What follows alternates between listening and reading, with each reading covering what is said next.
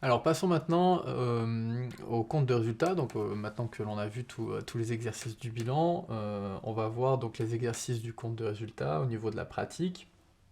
Donc pour le premier, l'exercice 1, donc on repart en fait sur les mêmes difficultés que le bilan, c'est-à-dire que donc le début d'exercice sera très simple et les fins d'exercice, eux, voilà, on va monter en charge, on va monter en puissance, il y aura un petit peu plus de difficultés pour que vous assimiliez bien en fait cette approche-là. Donc pour cet exercice 1, vous avez un petit énoncé, une petite liste, et donc vous allez devoir ranger ces informations dans le compte de résultat. Donc la première ligne, vous avez une vente, donc c'est 2 400 000, 2 400 000 euros. Ces 2 400 000 euros, effectivement, je dois venir, donc bon, déjà en fait, la première réflexion que vous devez avoir, c'est est-ce que c'est un produit ou est-ce que c'est une charge, d'accord? Effectivement, lorsque je vends quelque chose, c'est pas une charge pour moi, c'est plutôt un produit. Donc d'ores et déjà, vous savez si vous devez le mettre dans les produits d'exploitation, dans les produits financiers ou dans les produits exceptionnels. En l'occurrence, les ventes, ça fait partie donc des ventes de mon activité, donc c'est pourquoi mon entreprise existe, et donc forcément c'est un produit d'exploitation, ce n'est pas un produit financier ou exceptionnel. Ensuite, on va avoir donc l'achat de matières et fournitures, donc j'en ai pour 1,1 million. Là, pareil, la réflexion, c'est est-ce que c'est un produit ou est-ce que c'est une charge? Voilà. Est-ce que c'est une dépense ou est-ce que c'est une recette? Eh bien, forcément, un achat, c'est une dépense. Donc là, tout de suite, vous savez que ça va donc dans les charges.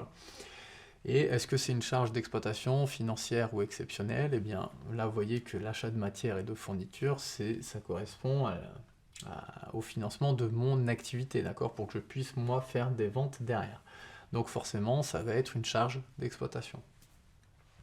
Les autres achats et charges externes, là pareil, ça va concerner donc les charges d'exploitation, hein, c'est une dépense. Les salaires et charges sociales, ce sont également des dépenses, j'en ai pour 863 000 euros, et bien sûr, les salaires et les charges sociales, et ben, c'est ce qui me permet moi de payer mes salariés, et mes salariés participent à mon activité, donc à mon exploitation. Donc c'est bien une charge d'exploitation. Les impôts, cette fois-ci, on est à 82 000 euros. Donc les impôts à 82 000 euros, donc ces impôts-là, ce ne sont pas des impôts sur les sociétés, c'est simplement des impôts et taxes qui sont relatifs à mon exploitation. D'accord? Donc forcément, ça va être une charge d'exploitation.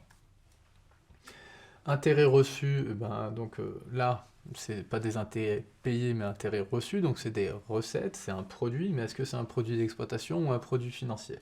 On parle d'intérêts. Donc forcément, ce sera des produits financiers. Et ensuite, on a des intérêts payés, donc là, c'est plus une recette, mais c'est bien une dépense, et on reste toujours dans notre environnement financier, donc ça va être une charge financière. Et donc, lorsque l'on regarde donc, la fin de notre compte de résultat, on voit qu'on a un résultat d'exercice, donc on a une perte en fait de 28 000 euros. Ce qu'on peut dire en fait sur cette perte, c'est simplement, vous voyez, vous avez un résultat d'exploitation qui lui est positif, 23 000 euros. Donc ça veut dire quoi? Ça veut dire que mon activité, moi, elle est rentable, hein. Donc si je m'arrête là, je suis rentable et je dégage de l'argent. Simplement, le problème, c'est que, effectivement, il y a un résultat financier, et ce résultat financier, il est négatif, de l'ordre de 51 000 euros. Et pourquoi il est négatif? Il est surtout négatif à cause de mes charges financières. Vous voyez qu'elles sont énormes, elles sont égales à 63 000 euros.